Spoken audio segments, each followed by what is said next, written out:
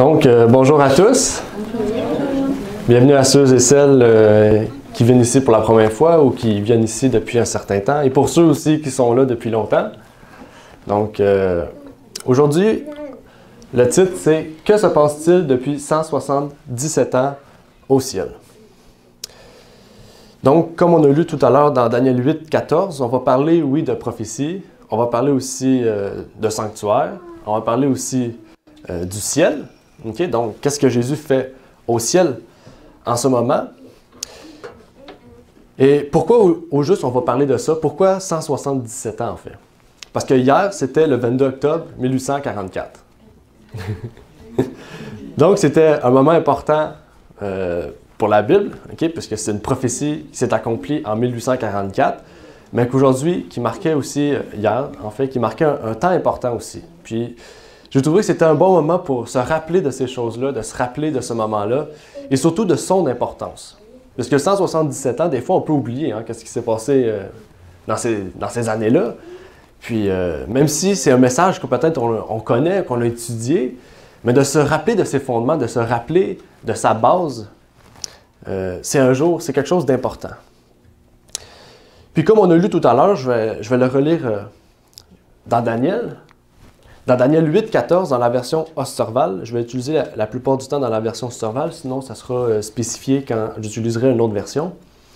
Il est écrit « Et il me dit jusqu'à 2300 soirs et matins, puis le sanctuaire sera purifié. » Donc cette prophétie qu'on retrouve dans Daniel a trouvé son accomplissement. Donc aujourd'hui, on va voir en fait, on va parler un peu de son accomplissement, on va parler un peu de comment ça s'est accompli, on va parler un peu des bases, mais j'aimerais aussi beaucoup parler de quel est le lien en fait avec nous.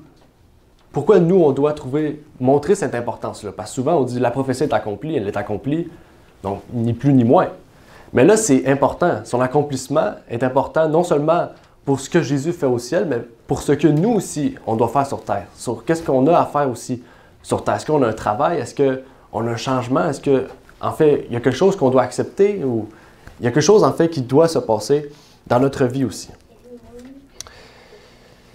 Et donc, avant de commencer, je vais faire une courte prière pour invoquer la présence du Seigneur. Puis, par la suite, on pourra commencer le partage. Notre Père qui est aux cieux, j'aimerais te prier, Seigneur, et te remercier de nous permettre de nous réunir aujourd'hui pour étudier ce passage de Daniel. Oh, plus de batterie. Ah, le micro. Le micro. Oh. Toujours moi, je le prends. Je peux le sortir. Ouais. Voilà. Oh, oh, oh. Parfait. Bon, ben, on va refaire la prière.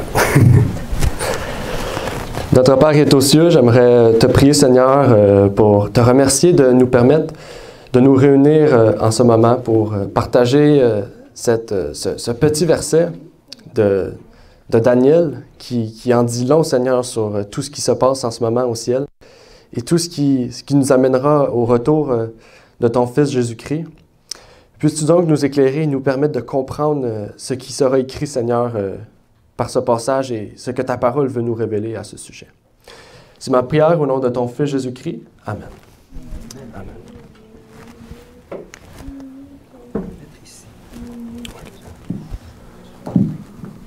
Oh, c'est bon? OK.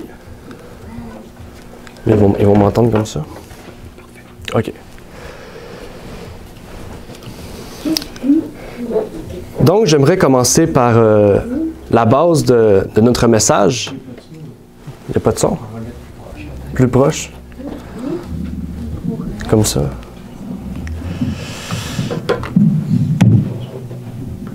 C'est le mieux. C'est trop proche. 1, 2, 1, 2, OK. Donc, sinon je peux le prendre dans mes mains, si c'était mieux. Dans le fond, c'est juste pour nous dans la salle. C'est juste pour vous? C'est juste pour la salle. OK, parfait. J'aimerais qu'on puisse commencer par la base de notre message de Jésus-Christ et sa venue sur terre. On peut retrouver dans Hébreux 8, versets 1 et 2. « Or, le point capital de ce que nous avons dit, c'est que nous avons un tel souverain sacrificateur qui est assis à la droite du trône de la majesté dans les cieux et qui est ministre du sanctuaire et du véritable tabernacle que le Seigneur a dressé et non l'homme. Ici, on nous parle d'un véritable tabernacle qui était dressé non plus par l'homme, mais par Dieu. Donc, si on nous dit ça, c'est qu'il y avait bel et bien un sanctuaire sur terre. Puisqu'on nous dit ici qu'il y en avait un qui était dressé par l'homme. Ce sanctuaire, on le retrouve dans Exode, bien sûr, dans Lévitique aussi. On nous explique davantage ces différentes lois qui existaient. On nous parle aussi dans Deutéronome. Et même dans Nombre, on retrouve aussi une partie de ce sujet. Mais c'est vraiment dans Exode que Dieu a donné à Moïse des exigences très précises. Dans Exode 25, versets 8 et 9, il nous est dit « Et ils me feront un sanctuaire et j'habiterai au milieu d'eux. Vous le ferez exactement semblable au modèle de la demeure et au modèle de tous ces ustensiles que je vais te montrer. » Donc ici, Dieu avait donné des exigences très précises à Moïse. Okay? Il n'avait pas dit « Fais un sanctuaire, débrouille-toi pour le faire. Okay? » Dieu avait donné des exigences très précises. Il avait même donné la sagesse et l'esprit, son esprit, sur différentes personnes pour la construction très précise de ces exigences. Donc, Moïse et plusieurs autres se sont mis à construire ce sanctuaire, okay, qu'on a retrouvé après plusieurs siècles, même qui a été, on pourrait dire, développé. On a parlé du temple de Salomon et on a parlé de différentes choses qui ont été mises en place par la suite au temps de Jésus. Et tout cela était au départ basé sur ce que Dieu leur avait révélé, sur ce que Dieu leur avait donné comme plan, on pourrait dire. Okay? Dieu était l'architecte de ce sanctuaire-là. Oui, l'homme était celui qui a mis en place l'œuvre, mais c'était par Dieu. Dieu avait donné ces exigences-là. Et c'est pour ça qu'on retrouve donc un sanctuaire céleste, parce que si Dieu a donné un plan sur terre pour ce sanctuaire, c'est qu'il y avait une représentation symbolique de ce que Jésus allait faire plus tard au ciel, et surtout pour dire aussi qu'il y avait un sanctuaire au ciel. Le terrestre était le plan de celui qui était céleste. Quand on étudie le sanctuaire terrestre, on découvre qu'il y avait deux services. Un service quotidien, donc un service qui était tous les jours, et il y avait aussi un service annuel. Donc j'aimerais qu'on puisse commencer par celui du quotidien, qu'on va parler un peu, pour amener aussi à comprendre celui du service annuel. Donc, c'était quoi au juste un service quotidien? C'était quoi au juste un sacrifice qui était quotidien, en fait? Lévitique 4, versets 27, 28 et 31 nous dit « Si c'est quelqu'un du peuple qui a péché par erreur en faisant contre l'un des commandements de l'Éternel, ce qui ne doit pas se faire et qu'il se rende coupable, lorsqu'on lui aura fait connaître le péché qu'il a commis, il amènera pour son offrande une chèvre, une femelle sans défaut, pour le péché qu'il a commis. Le sacrificateur ôtera toute la graisse, comme on ôte la graisse du sacrifice de prospérité, et il fera fumer sur l'autel en agréable odeur à l'Éternel. Ainsi, le sacrificateur fera expiation pour cet homme, et il lui sera pardonné. »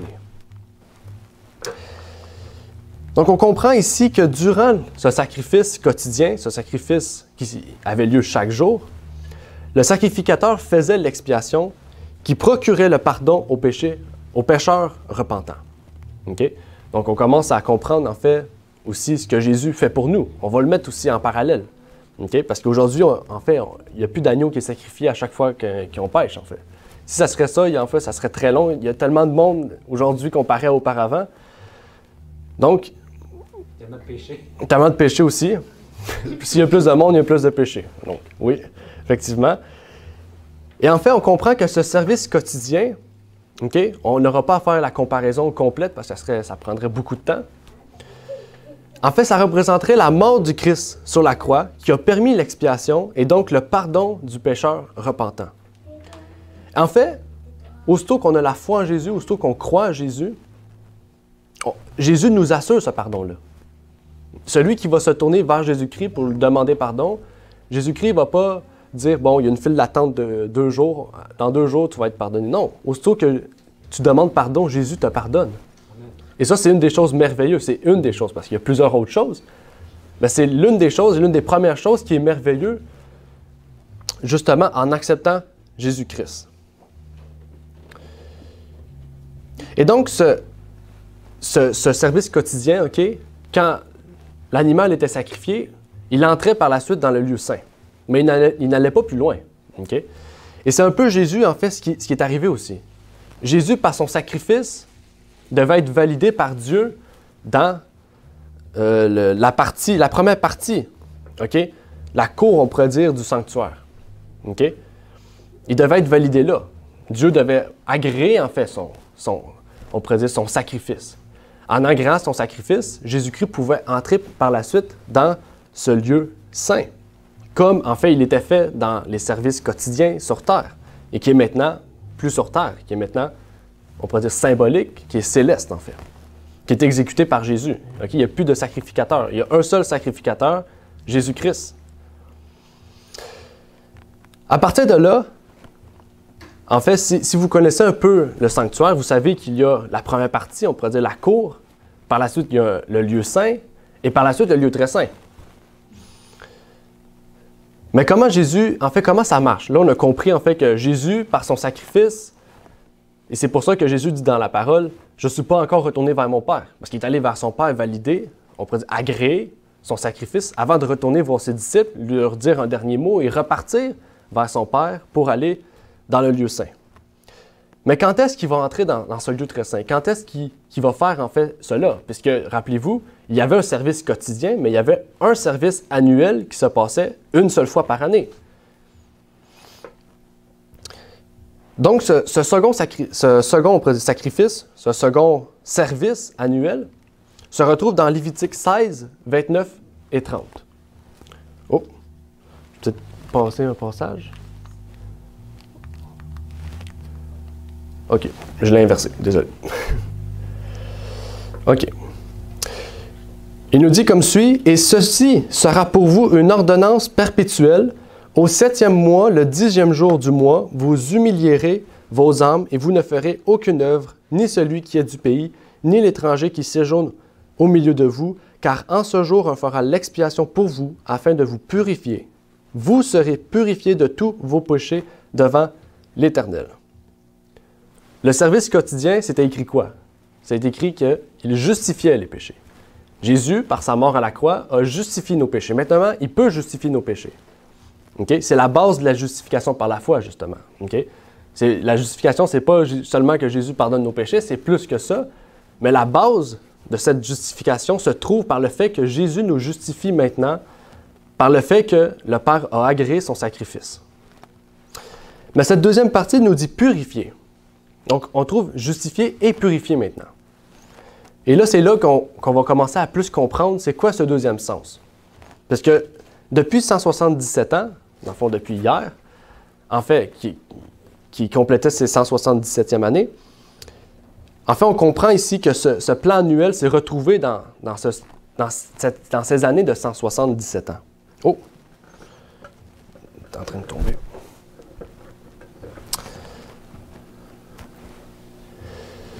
Christ doit donc officier dans le lieu très saint du sanctuaire céleste, okay, il n'y a plus de sanctuaire terrestre, pour y réaliser l'expiation finale, la dernière phase avant son retour. Cela va procurer la purification à tout pécheur repentant. Mais cela ne répond pas encore à la question de savoir quand est-ce que Jésus va quitter le lieu saint pour entrer dans ce lieu très saint. Ensuite, entrer dans cette phase finale, en fait.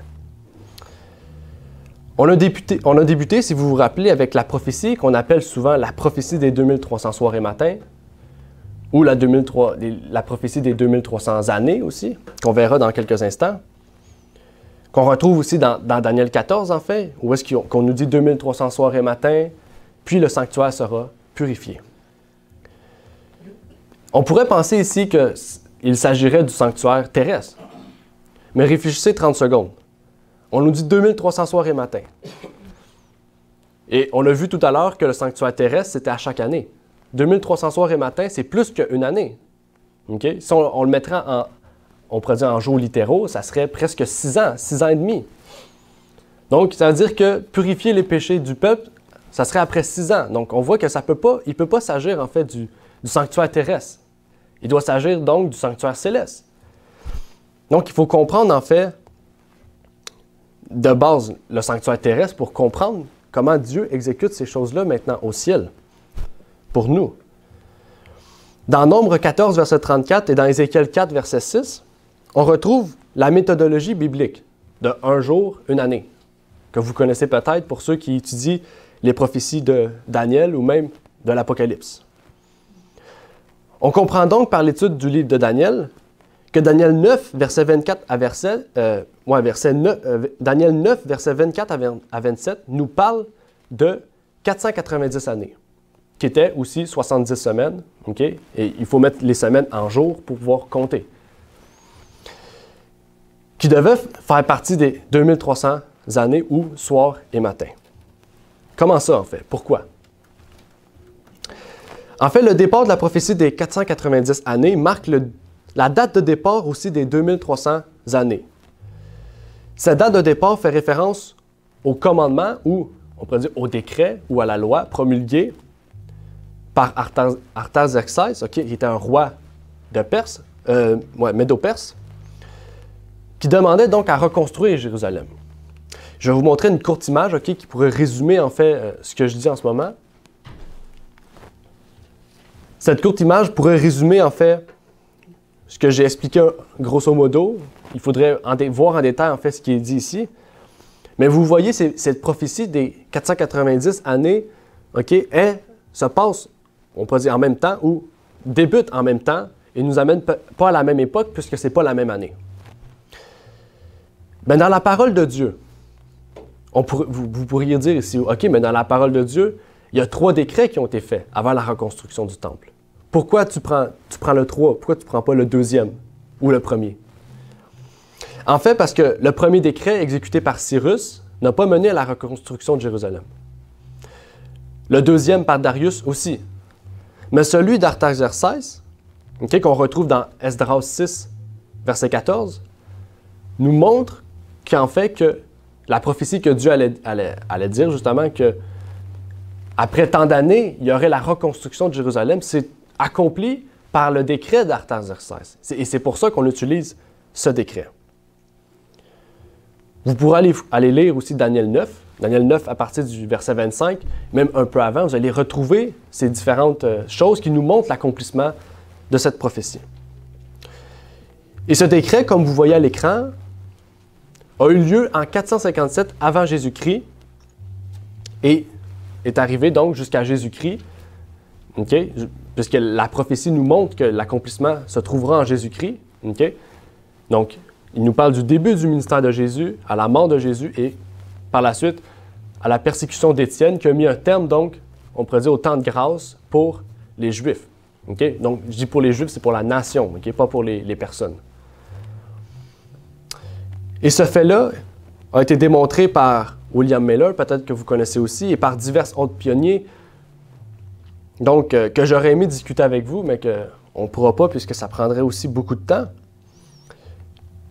Mais vraiment, quand on entre dans cette étude plus profondément, on y voit vraiment des choses merveilleuses. On y voit des choses qui nous poussent, qui devraient nous pousser à avoir des réflexions, à réfléchir, et à nous positionner sur quelque chose. Choisir Dieu ou choisir Satan. Parce que c'est en fait ça, le combat d'une vie, pour nous, c'est pas seulement faire tous les plaisirs de notre vie, mourir, puis avoir fait tout ce que notre cœur désire. Parce qu'en fait, il y a toujours le bien et le mal. On peut prendre ça. Hollywood a bien imité ce que la Bible nous présente.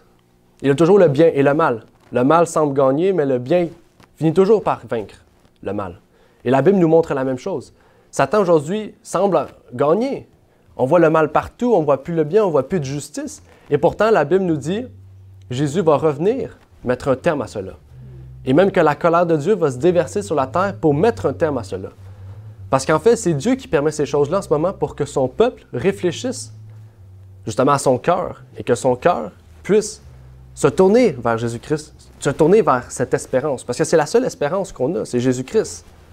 Sans Jésus, en fait, on n'a aucune espérance, on n'a aucun avenir. Et c'est Dieu qui a planifié ces choses-là avec son Fils pour nous donner une espérance, nous donner un avenir, nous donner nous permettent d'avoir la possibilité d'avoir la vie éternelle. Puisque c'est une possibilité que Dieu nous donne. C'est un choix qui nous reste de choisir le bien ou le mal, de choisir Christ ou Satan. Et ce combat-là se reflète bien dans Apocalypse 7 et Apocalypse 14, où est-ce qu'on voit même justement le plan de Satan pour amener la perdition même des élus, comme Matthieu nous dit. Mais que Dieu nous dit qu'il y aura bien un groupe, il y aura bien des gens qui vont rester fidèles à Dieu et qui vont demeurer droits et fermes devant Dieu. Et devant surtout le mensonge. Dans Daniel 8, verset 14, le terme purifié en hébreu est tsadak. OK? Donc là, on va commencer à entrer un peu dans les termes hébreux, les termes grecs. OK? Inquiétez-vous pas, on va avancer tranquillement. OK? Mais le terme hébreu pour purifier, c'est tsadak. Pourtant, dans Lévitique 16, verset 30, on n'utilise pas le même terme. Là, vous pourrez dire, OK, mais il a utilisé un synonyme ou quelque chose de différent. Pourtant, en français, on a le même terme, le même mot, on dit purifier. Il nous dit comme suit, « Car en ce jour, on fera l'expiation pour vous, afin de vous purifier. Vous serez purifiés de tous vos péchés devant l'Éternel. » Donc, dans Daniel 8, 14, c'est tsadak, et ici, c'est taher. Pourquoi c'est taher? Pourquoi c'est tsadak? Qu'est-ce que ça veut dire? On va voir la différence. Je vais vous montrer la définition de ces mots, okay, d'après le dictionnaire Strong, okay, la concordance, qui nous dit comme suit. Taher veut dire pur, purifier, se purifier, purification, tâche, pureté, net. Et tsadak veut dire justifier, coupable, absurde, faire justice, juste, innocent, avoir raison, intègre, donner droit, être purifié, justice. Donc, il y a vraiment une grande différence, en fait. Okay? Tsadak, ça veut dire aussi justice, justifier. Ça ne veut pas seulement dire purifier. Et là, on a une autre question. Pourquoi la Bible utiliserait des termes différents pour parler de quelque chose qui semblerait être similaire? On va voir que ce n'est pas tout à fait similaire. J'aimerais aller voir d'autres passages, okay? Parce que la Bible utilise certainement ce terme-là à d'autres endroits. Allons dans Job 4, verset 17. Job 4, verset 17 nous dit « L'homme sera-t-il juste, tsadak, devant Dieu? L'homme sera-t-il pur, taher, devant celui qui l'a fait? » Et une autre fois dans Psaume 19, verset 10, on nous dit « La crainte de l'Éternel est pure, taher. Elle subsiste à perpétuité. Les jugements de l'Éternel ne sont que vérité. Ils sont tous également justes, tsadak. » Qu'est-ce qu'on remarque ici? On remarque okay, que dans toute la Bible, quand on retrouve tsadak, on retrouve taher. Les deux mots, en fait, on pourrait dire se complètent. Ils vont ensemble. Ils ne signifient pas la même chose. Ils ne représentent pas parfaitement la même chose, mais on voit qu'ils se complètent, en fait. Ils vont ensemble. Et dans toute la Bible, vous allez retrouver, si vous retrouvez tsadak, vous allez trouver taher, dans le même verset ou dans un verset suivant, mais on voit qu'ils sont tout le temps complémentaires, en fait. Et dans la version 70, peut-être vous connaissez la version 70 pour ceux qui peut-être connaissent certaines versions de Bible, mais la version 70, c'est la version grecque de l'Ancien Testament. Et dans la 70, on nous dit dans Daniel 8, verset 14, « Et il me dit jusqu'à 2300 soirs et matins, puis le sanctuaire sera purifié. » Là, on nous dit « katharino ». Katharino, c'est du grec, tsadak, c'est hébreu. Pourquoi, en fait, ici, on utilise katharino? On va aller voir un autre verset. Puisque dans Lévitique 16, verset 30, on retrouve aussi ce même terme. Mais n'oubliez pas, le Nouveau Testament a été écrit en grec. Donc, ça veut dire que katharino, on retrouve dans le Nouveau Testament, par déduction logique. Et dans Hébreux 9, verset 23, on nous dit « Il était donc nécessaire que les emblèmes des choses qui sont dans les cieux fussent purifiés, katharino, de cette manière, mais que les choses célestes le fussent par des sacrifices plus excellents que ceux-ci. » Pour comprendre ce que nous avons vu jusqu'à présent, okay? Parce que là, on a vu des mots, on a vu des termes, vous êtes peut-être déjà mélangés, okay? En fait, il y a deux termes, et ces deux termes nous montrent deux aspects d'une même œuvre. Parce qu'on nous relie Ta'er et Tzadak, donc purifié et justifié, avec le sanctuaire. Mais en fait, ce n'est pas la même chose. Okay? On l'a vu par les définitions tout à l'heure que ça n'était pas vraiment la même chose, en fait. Donc, n'oubliez pas, là, on met ça en contexte avec la purification du sanctuaire qui se fait au ciel. Mais là, on a une autre question. Pourquoi Daniel nous précise la justice ou la justification, tzadak, du sanctuaire, en fait? Comment on peut justifier? On ne peut pas justifier un sanctuaire, on ne peut pas justifier du matériel, en fait. C'est comme si je prenais du bois et je dis « je te justifie ». Mais le bois, en fait, n'a rien pour dire, pour parler. Mais pour mieux comprendre, on va aller lire Psaume 77, verset 13. On va apprendre un nouveau mot en hébreu. « Ô Dieu », et là c'est dans la version Martin, « Ô Dieu, ta voix, Derek, est dans ton sanctuaire, qui est Dieu fort et grand comme Dieu. » Et dans les autres versions, peut-être pour ceux qui utilisent la Louis II ou même la Serval ou différentes, même la Sommer, en fait, la phrase n'est pas du tout construite de cette façon. On nous dit « Ô Dieu, ta voix est sainte ». Mais dans la Martin, on nous dit « Ô Dieu, ta voix est dans ton sanctuaire ». Comment la voix de Dieu peut être dans le sanctuaire? Et ici, ce n'est pas la voix en parlant de la voix. Okay? On parle de la voix, on parle du chemin. Okay?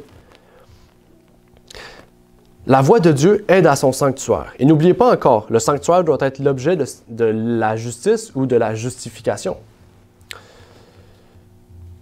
Et donc, pour comprendre la voix, il faut comprendre le terme, Derek. Rappelez-vous, le terme Derek, c'est le terme pour voix. Et donc, on peut définir le mot Derek comme suit, dans le dictionnaire Strong. On nous dit route, chemin, sentier, voyage, voyager, direction, manière, habitude ou voie. Le cours de la vie, le caractère moral de façon figurative. Mais lui qui nous intéresse, c'est manière, habitude et voie. Donc là, rappelez-vous, la voix de Dieu est dans son sanctuaire. La manière, l'habitude de Dieu est dans son sanctuaire. La manière, l'habitude, ça touche quoi au juste? Ça touche le caractère. Okay? Quand on dit une personne a l'habitude de faire ça, c'est que dans son caractère, il fait cela.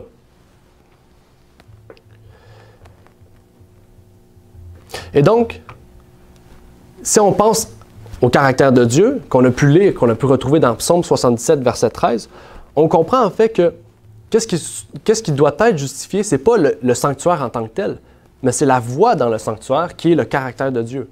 Mais là, on nous dit, on peut se dire, comment nous, humains, on peut justifier, faire justice au caractère de Dieu? Qu'est-ce que ça veut dire en fait ça? Parce qu'on ne peut pas justifier le caractère de Dieu. C'est nous qui avons péché, ce n'est pas Dieu.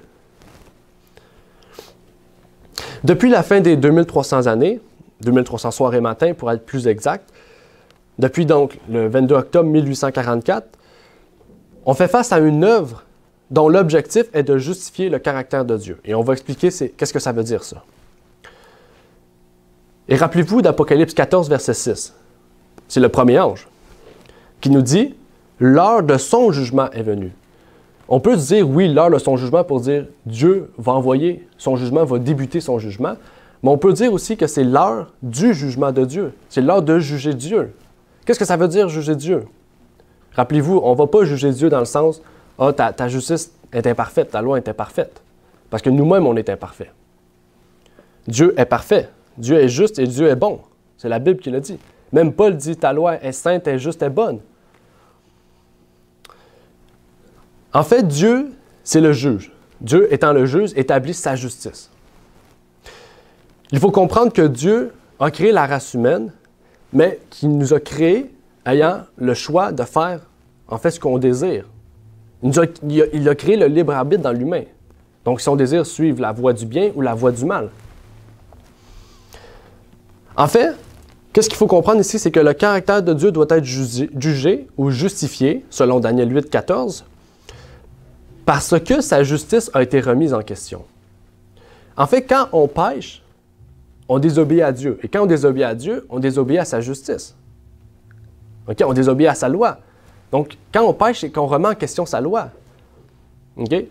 Par exemple, on voit une loi aujourd'hui, OK? Par exemple, on peut prendre n'importe quelle loi, OK? La loi qui nous interdit de brûler un stop, OK? Ou de passer un stop. Il faut s'arrêter à un stop, à un arrêt, il faut s'arrêter. Mais si moi je dis, moi je ne veux pas faire la loi, je ne fais plus jamais d'arrêt de ma vie, je ne fais plus de stop, je passe sur tous les stops. En fait, là, tu mets au défi la loi de Dieu, la loi humaine. Tu mets au défi cette loi routière, en fait. Tu dis, je ne veux pas obéir à cette loi-là. Donc, tu désobéis à cette loi. Mais en fait, avec Dieu, c'est la même chose. Quand on commet le péché, et ça, c'est quelque chose qui est dans l'homme, en fait. Okay? L'homme a tendance à commettre le péché. L'homme est soumis au péché, okay? Parce qu'il naît dans un monde pécheur. Mais en fait, à chaque fois qu'on pêche, en fait, c'est comme si on se dit « Ah, cette loi de Dieu n'est pas bonne. Okay? » Même si, des fois, c'est inconscient. Okay? N'oubliez pas, il y a les péchés conscients et inconscients. Il y a des choses qu'on commet et qu'on sait que c'est mauvais, et des choses qu'on commet qu'on ne sait pas que c'est mauvais. Okay? Et en lien avec le jugement, dans la Bible, on retrouve des livres aussi. Et ces livres ont été ouverts quand le jugement a commencé, le 22 octobre. On retrouve le livre de vie, qui est un registre des noms de ceux qui ont fidèlement servi le Seigneur jusqu'à la fin de leur vie. On retrouve aussi le livre de mémoire ou des souvenirs, différencié des versions de Bible, qui est un récit des fidèles paroles et actions de ceux qui ont leur nom écrit dans ce livre de vie. Et il y a l'autre livre, des fois qu'on appelle le livre des morts, ou en fait, il n'y a pas un nom exact à ce livre-là, qui est un registre des paroles inutiles et mauvaises actions de ceux dont le nom n'est pas écrit dans le livre de vie. Donc, ceux qui n'ont pas, en fait, qui ont pas reçu la vie éternelle, en fait. En fait, ces livres sont pour le bénéfice de tous les êtres créés, les anges compris. Okay? Dans la Bible, on nous dit souvent que les anges sont en lien avec ces livres-là. Que les faits concernant le sort de chaque personne sont enregistrés. Et ça, c'est une assurance que justice a été faite. En fait, Dieu ne fait pas cela pour son bon plaisir. Il ne fait pas seulement cela parce que lui, il veut. Il sait que sa loi est juste. Mais pour nous montrer que cette loi est juste, il a fait des livres pour nous montrer. Okay? Rappelez-vous, le millénium, on nous dit souvent, vous allez recevoir des sièges, vous allez être juste, vous allez être juge. Okay? En fait, on va ouvrir les livres et on va regarder à quel point Dieu a été juste dans ces livres-là. C'est pour cela, en fait, que ces livres-là ont été créés. C'est pour nous montrer que la loi de Dieu est juste. C'est pas pour Dieu, c'est pour nous. C'est pour nous montrer que cette loi est juste et que l'assurance aussi de la justice a été faite. Et ça, c'est merveilleux parce que même aujourd'hui, on dit souvent qu'il y a des lois pour rendre justice, mais même les lois ne sont pas très justes, quelquefois. Et il y a même des lois qui sont en frein, on pourrait dire légalement, okay, par des pots de vin ou etc. Mais Dieu, en fait, n'accepte pas cela. Dieu est juste, Dieu est droit, et Dieu veut nous assurer qu'il est droit. Et l'une des personnes les plus proches de Dieu, qui était collaborateur de Dieu, a remis en question la justice de Dieu. C'est qui cette personne? Vous connaissez peut-être cette personne qui a remis en question la loi de Dieu. Le serpent ancien, on le nomme dans Ézéchiel 28, 14 à 16. « Je t'avais établi comme chérubin protecteur aux ailes déployées. Tu étais sur la sainte montagne de Dieu. Tu marchais au milieu des pierres de feu. Tu fus intègre dans tes voies depuis le jour où tu fus créé, jusqu'à ce que l'iniquité ait été trouvée en toi. Au milieu de ton riche commerce, ton cœur s'est rempli de violence et tu devins coupable. Je te précipiterai de la montagne de Dieu, je te détruirai, ô chérubin protecteur, du milieu des pierres de feu. » Satan était bel et bien un chérubin protecteur, un ange. Okay? Ici, on nous dit protecteur. Satan, ou Lucifer auparavant, il protégeait quoi? Qu'est-ce qu'il protégeait? Puisque c'était un chérubin protecteur. En fait, si on prend le sanctuaire, où est-ce qu'on retrouve des chérubins? Dans le lieu très saint, okay? On les voit au-dessus des anges, au-dessus du propitiatoire. On retrouve des anges, plus spécialement des chérubins protecteurs. En fait, le but des chérubins protecteurs, c'est un peu de conserver la loi, de protéger la loi. Et Satan était un de ces anges-là qui s'occupait de ce poste-là. Et pourtant, ça a été lui qui a accusé Dieu d'être injuste, en affirmant que sa loi était quelque chose de pesant, quelque chose de lourd pour l'homme, en fait. Pour les anges aussi. Okay? Quelque chose qui est un fardeau, en fait. Okay? Donc, Dieu devrait la briser et l'enlever complètement. Et en fait, Satan, en faisant cela, il a commis l'iniquité. Et Satan a entraîné des anges dans sa chute. Mais aujourd'hui, il entraîne aussi des hommes à croire que Dieu est injuste, à croire que Dieu est un Dieu injuste. Et c'est là, en fait, qu'on justifie le caractère de Dieu. Parce qu'on se dit, la loi de Dieu est injuste. Et en fait, la loi de Dieu est juste, bonne et sainte. Et Ézéchiel 18, 26 à 29 nous dit, « Si le juste se détourne de sa justice, qu'il commette l'iniquité, que pour cela il meurt. C'est à cause de l'iniquité qu'il a commise qu'il meurt. Et si le méchant se détourne de la méchanceté qu'il a commise et qu'il pratique la droiture et la justice, il fera vivre son âme. S'il ouvre les yeux et se détourne de toutes les transgressions qu'il a commises, certainement il vivra et ne mourra point. » Okay. Cependant, la maison d'Israël dit « La voie », rappelez-vous Derek, « La voie du Seigneur n'est pas bien réglée. » C'était quoi déjà la voie? C'est un peu le caractère, la pensée, on pourrait dire l'habitude de Dieu. Et ça dit « Ne sont pas plutôt vos voies qui ne sont pas bien réglées. » On retrouve encore une fois ce terme qu'on a vu dans Psaume tout à l'heure. En fait, ici, qu'est-ce qui est arrivé? Israël a remis en question la voie de Dieu, a remis en question le caractère de Dieu, qui est sa justice.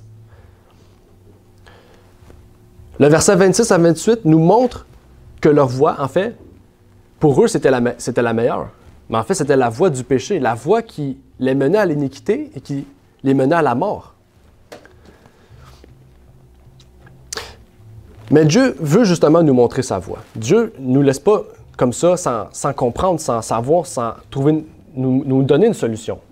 Nous, on n'a pas de solution à ça. Mais Dieu a une solution à ça. Et il l'a envoyé il y a 2000 ans, la solution, par Jésus-Christ, qui est mort sur la croix. Et pour cela, Romains 3, 24 à 26 nous explique, nous montre cela. Et qu'ils sont justifiés gratuitement par sa grâce, par la rédemption qui est en Jésus-Christ, que Dieu avait destiné à être une victime propitiatoire par la foi en son sang, afin de manifester sa justice par le pardon des péchés commis auparavant, pendant les jours de la patience de Dieu. Afin, dis-je, de faire paraître sa justice dans ce temps-ci, afin d'être reconnu juste et comme justifiant celui qui a la foi en Jésus. Donc, Jésus est venu quoi? Nous justifier par celui qui a la foi en Jésus. On ne nous justifie plus nous-mêmes, on ne nous justifie pas nous-mêmes. C'est Christ qui nous justifie. Okay? Christ, c'est notre avocat, mais un avocat, il nous défend, oui, bien, c'est lui qui nous justifie, qui justifie justement ce qu'on est. Et Jésus nous justifie, il nous montre en fait que la justice est bonne, mais c'est lui qui nous permet justement d'accomplir cette justice. C'est pas nous en fait. Nous, on ne peut rien faire. Okay? La preuve, Satan a désobéi à Dieu, et même encore aujourd'hui, est-ce que Satan veut obéir à la justice, a réussi à obéir à sa propre justice? Non. Lorsque nous avons la foi en Jésus-Christ, que nous le reconnaissons comme notre Sauveur et Seigneur, Dieu nous justifie. En faisant cela, Dieu est reconnu comme juste. Si on accepte Jésus-Christ dans notre vie, okay, Dieu nous rend juste. Dieu est reconnu juste. Dieu est justifié. Et maintenant, par Jésus-Christ, en fait, qu'est-ce que Satan avait dit qui était lourd, qui était pesant, qui était impossible à accomplir? Jésus nous le rend léger. Jésus nous montre, en fait, que cette justice que Satan essaie de montrer aux gens, qui est impossible, à avoir. Okay? Satan, le travail qu'il a fait au ciel, il le fait encore sur terre. Mais Jésus-Christ nous dit, en fait, il nous montre, déjà par son exemple, par sa vie sur terre, en fait, que tout est possible que par lui.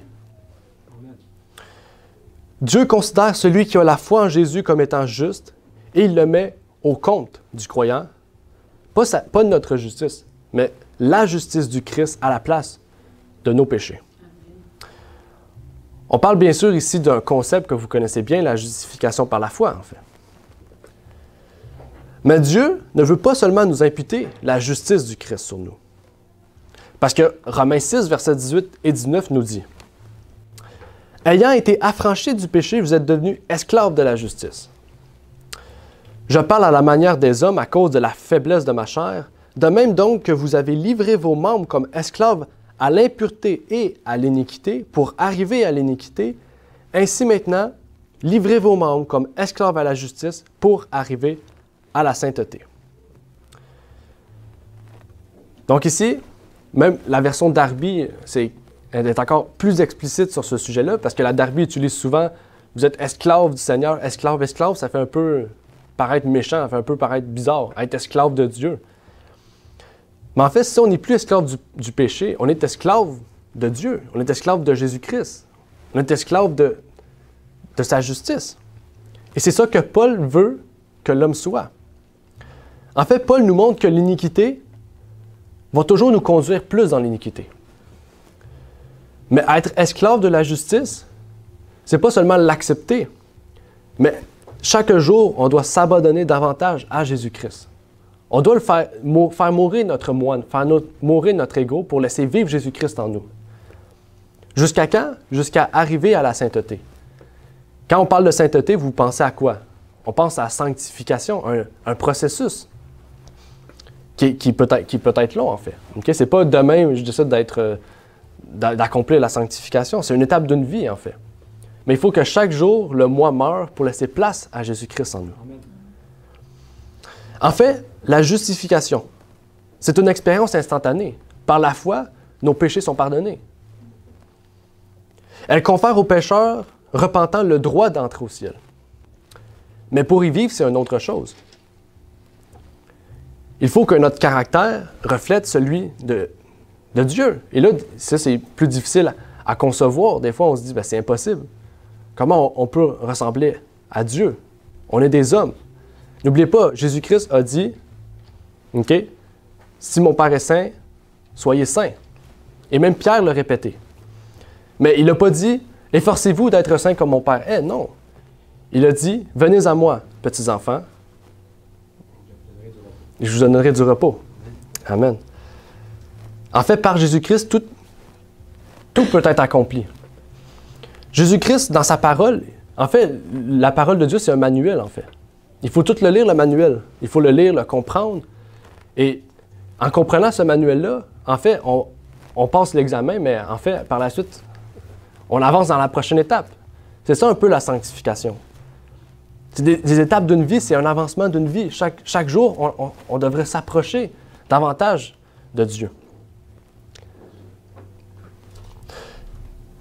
Et on va lire Malachie encore une fois dans Malachie 3, versets 3 et 4, qui nous dit « Il sera assis, fondant et purifiant l'argent. Il purifiera les fils de Lévi et les affinera comme on affine l'or et l'argent. Et ils seront à l'Éternel, et ils présenteront des offrandes dans la justice. Alors l'offrande de Juda et de Jérusalem sera agréable à l'Éternel, comme aux jours anciens, comme aux années d'autrefois. » En fait, lorsqu'on va être purifié, on va offrir des offrandes de justice. On va rendre un service juste. On a vu plus tôt dans la version 70, si vous vous rappelez le terme grec, katharino. Dans Daniel 8, verset 14, on a parlé aussi dans Hébreux 9, verset 23. Mais en fait, à chaque fois qu'on utilise le terme purifié dans l'hébreu, c'est le même terme. Katharizo, désolé. Dans Hébreux 9, versets 13 et 14, on va retrouver ce terme-là. Et j'aimerais le partager avec vous. Car si le sang des taureaux et des boucs et la cendre de la génisse qu'on répand sur ceux qui sont souillés les sanctifie quant à la pureté de la chair, combien plus le sang du Christ, qui, par l'Esprit éternel, s'est offert à Dieu, lui-même, sans tache, purifiera votre conscience des œuvres mortes, afin que vous serviez le Dieu vivant. Il dit s'il veut nous purifier notre conscience pour ne plus faire d'œuvres mortes, dont des œuvres de la chair, qui font que mener à la mort, qui font que mener davantage à l'iniquité, mais il veut nous purifier pour qu'on fasse des œuvres bonnes, des œuvres justes, des œuvres de justice. Un autre passage qui nous parle de la même chose. Hébreux 10, versets 1 et 2. « Or, la loi ayant l'ombre des biens à venir, non l'image même des choses, ne peut jamais, par les mêmes sacrifices qu'on offre continuellement chaque année, rendre parfaits ceux qui s'approchent de ce sacrifice.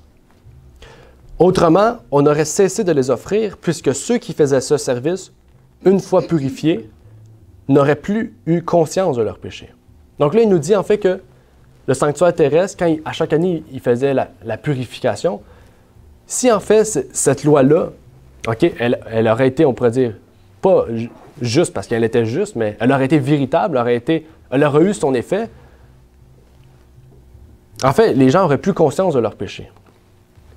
Mais ici, on comprend que c'est pas cette loi-là, c'est pas le sacrifice de tuer un animal quelconque qui nous amène à purifier notre conscience.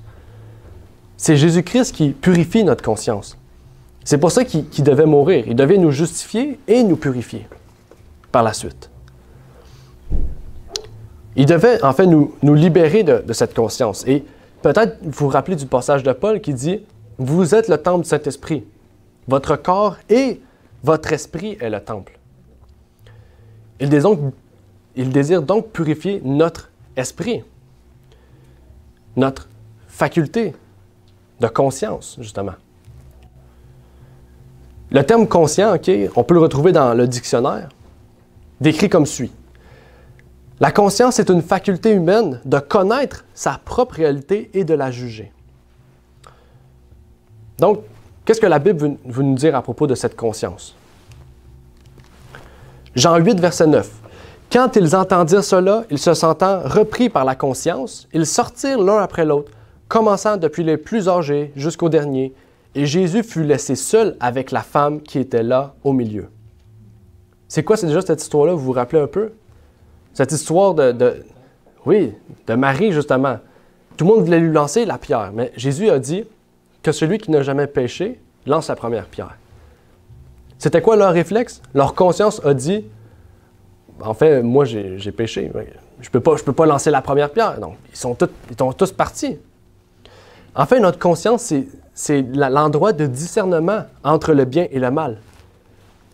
Et si on laisse notre chair habiter en nous, si on laisse notre moi, en fait, on va faire le bien plutôt que le mal. On va faire le mal plutôt que le bien, désolé. La première fois, tu avais raison. Oui, on va faire le mal plutôt que le bien. Mais si on laisse habiter Jésus-Christ en nous, on va être conscient du bien et du mal, mais Jésus-Christ nous pousse, nous fait aller vers le bien. En fait, c'est ça que Jésus-Christ veut, en fait. Il veut justement nous permettre d'aller vers le bien et non plus vers le mal que la chair nous attache. La chair, c'est qu'est-ce qui nous attache au mal, en fait.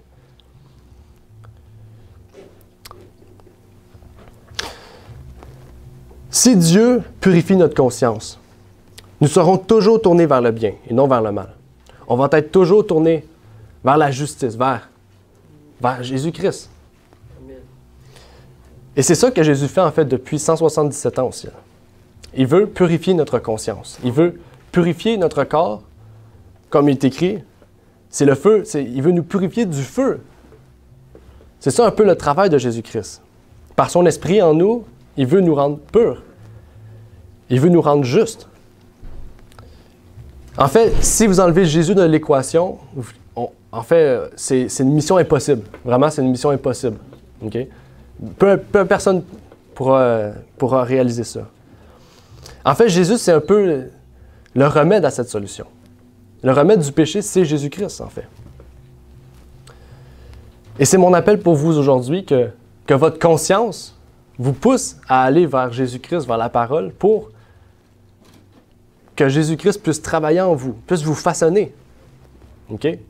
C'est lui le façonneur, c'est lui qui nous permet justement de toujours travailler sur notre moi pour l'éliminer, pour le tasser, pour le supprimer.